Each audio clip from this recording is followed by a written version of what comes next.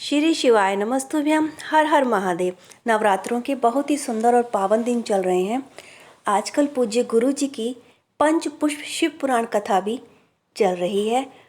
पूज्य गुरु जी की कथा से सुनकर बहुत ही सुंदर उपाय, यदि आपके घर में धन वृद्धि नहीं होती, वंश की वृद्धि नहीं होती या कोई कार्य सिद्ध नहीं होता आपका, तो पूज्य गुरु जी ने पारिजात का पुष्प, जिसे कि हर श्रृंगार का पुष्प भी कहते हैं, उसका बहुत ही सुंदर और सरल उपाय बताया है।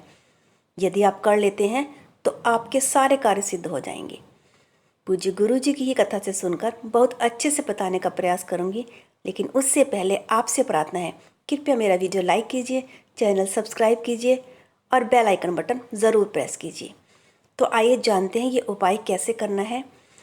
ये आपको स्क्रीन पर हर श्रृंगार का पुष्प दिख रहा है, जिसे पारिजात का पुष्प भी कहते हैं। ये सफ़ेद होता है और बीच से नारंगी रंग का होता है। ये रात के समय ही खिलते हैं और बहुत ही शिव को प्रिय हैं यह पुष्प। इसकी डंडी जो है वो नारंगी रंग की होती है। इसका चंदन कैसे बनाना है यह भी पूज्य गुरु जी ने बताया है, और उसको हम शिवलिंग पर कैसे अर्पित करेंगे यह भी मैं इस वीडियो में बताऊंगी। तो आपने इस उपाय को करने के लिए सिर्फ एक हर श्रृंगार का पुष्प लेना है। एक ही पुष्प की आपको आवश्यकता है। इस उपाय के लिए आप इस फूल को लेकर सबसे पहले देवी अशोक सुंदरी पर चढ़ाएंगे।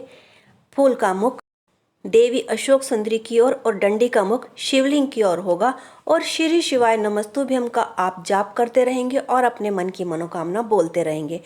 फिर आपने इसी पुष्प को उठाकर देवी पार्वती के हस्त कमल पर रखना है। अब इस समय पुष्प का मुख शिवलिंग की ओर होगा और डंडी का मुख हमारी ओर होगा। श्री शिवाय नमस्तुभ्यम बोलते रहेंगे।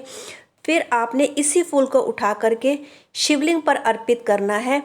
अब फूल का मुख हमारी ओर होगा और डंडी का मुख शिवलिंग की ओर होगा। फूल को चढ़ाते समय आपने लगातार अपने मन की बात बोलनी है।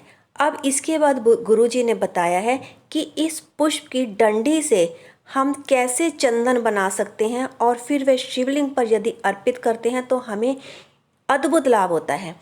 इस फूल की डंडियों को 20-25 डंडी आप तोड़ लेंगे। फूल नहीं लेना, सिर्फ डंडी ही लेनी है और उनको छाया में सुखाना है। पूज्य गुरु जी कहते हैं धूप में उनको नहीं सुखाना। एक प्लेट में रख के उसको घर में छाया में सुखा करके फिर उसमें थोड़ा पानी डाल करके उसको आपने सिलबट्टे पे पीस लेना है, मिक्सी में नहीं पीसना। फिर आपने अपनी मन की मनोकामना पूर्ण करने के लिए इसको कटोरी में लेंगे चंदन को, और शिवलिंग के पास जाएंगे। किसी भी दिन आप यह उपाय कर सकते हैं। अपने हाथ की 3 उंगलियां आपको स्क्रीन पर दिखाई दे रही हैं, 3 उंगलियों से आपने त्रिपुंड लगाना है। उस कटोरी से चंदन निकालकर शिवलिंग पर आप त्रिपुंड लगाएंगे, श्री शिवाय नमस्तुभ्यम का जाप करते हुए और अपने मन की मनोकामना बोलते हुए। फिर आपने उन्हीं उंगलियों को अपने माथे पर लगा लेना है। आप देखेंगे कि आपको अद्भुत लाभ होगा। जो आपकी मन की समस्या है वह दूर होगी। इसके साथ ही गुरुजी ने यह भी बताया है कि यदि ये पारिजात का पुष्प नर्मदेश्वर शिवलिंग पर अर्पित किया जाता है और आप अपने मन की मनोकामना बोलते हैं तो वह शीघ्र पूर्ण होती है। गुरुजी ने यह भी बताया यदि कोई शिवालय एकांत में है तो वहां जाकर आप एकांतेश्वर महादेव का नाम लेकर, किसका नाम? एकांतेश्वर महादेव का नाम लेकर इस पुष्प को अर्पित करते हैं तो आपका कोई अदालत में कोर्ट केस चल रहा हो तो जीत अवश्य आपकी ही होगी। तीसरी जगह गुरुजी ने बताया है ऐसा शिवालय जो किसी नदी या तालाब के या सरोवर के किनारे हो, वहां अगर शिवलिंग है और वहां पर जाकर आप उस शिवलिंग पर पारिजात का पुष्प अर्पित करते हैं तो आपकी मनोकामना शीघ्र पूर्ण होती है। पूज्य गुरु जी के द्वारा बताया गया यह उपाय मैंने आपको बताया। आपको अच्छा लगा तो कृपया वीडियो लाइक कीजिए, चैनल सब्सक्राइब कीजिए। हर हर महादेव।